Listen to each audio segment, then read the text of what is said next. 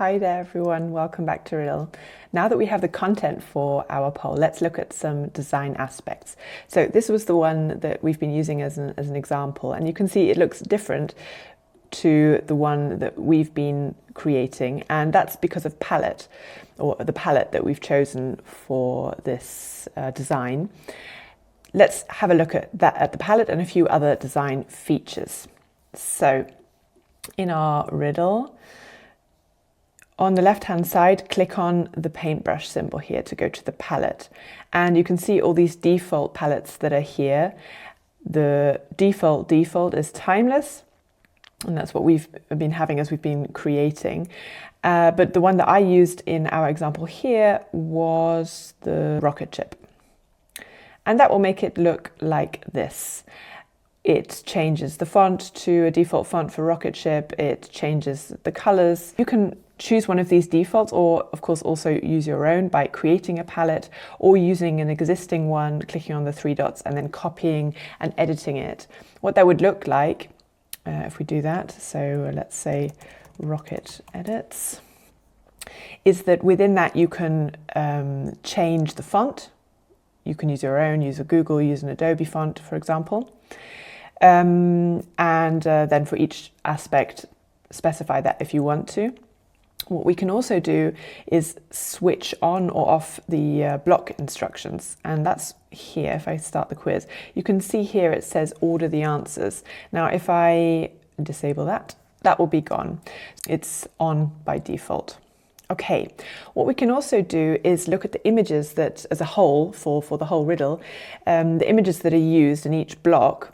You can decide how they're used. So there are three options. One is we just have the image here, and below we have, in this case, white, because that's the color used in the palette, but you could also change the color there. What you could also do is enable block image as blurred background, and that would take the colors from this picture for each block and extract the colors and create a blurred background underneath all of this. So you've got a really nice effect, subtle effect of using those colors and giving it a uniform feeling, but it's also slightly warmer than just having a block color. So that's up to you, you can play around with that. Okay, the third option we can have here is having this picture here as the background for the whole of that block. It works very nicely if the picture isn't important for the question, and it also works and only works if the picture doesn't disrupt the questions and any other text. In this case, it really does. So it's not the best for this option.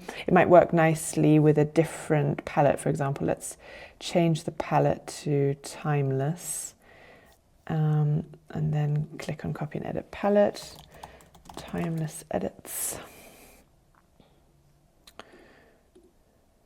And then here you can see, for example, it's much more subtle. So you can really play around with that and use those default palettes and play around with them, or base your palette on one of them, or maybe you already have your own company or brand palette set up.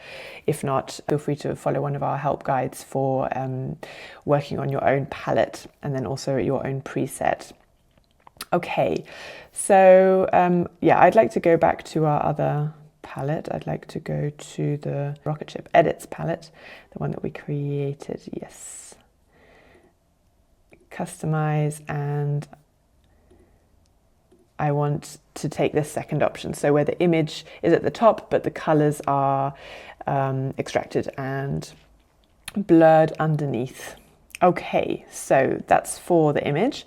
Then we've also got the riddle border radius, so that refers to these borders, the four edges, and I could, you can see, make that rounder and rounder. It goes anything up to 50, or I could set it to 0, and then it'll be a complete right angle. But I like the original of 24, so you can use these up and down arrows or type it in here.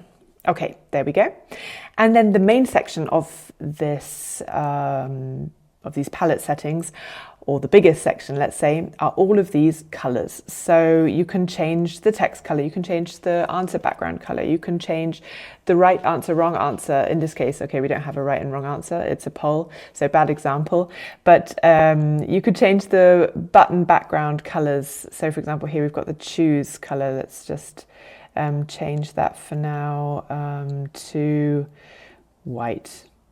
And then it fits in perfectly with the background behind it, and we just see the word. You can see it very subtly, the button actually there around at the radius, but you can really play with this and set it up how you would like it to be.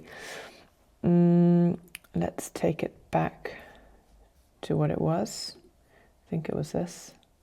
Okay, good. One final step that you can do with the palette is add CSS. So you would scroll down to custom CSS, click on edit, and then in here you can input any CSS that targets any specific element, either in the riddle as a whole or even in a specific, on a specific block, a specific part of that specific block. The sky's the limit there in terms of using custom CSS. Feel free to use our snippets that we have or input your own using all the classes that are also listed on our help pages. Okay, so that's CSS there if you'd like it.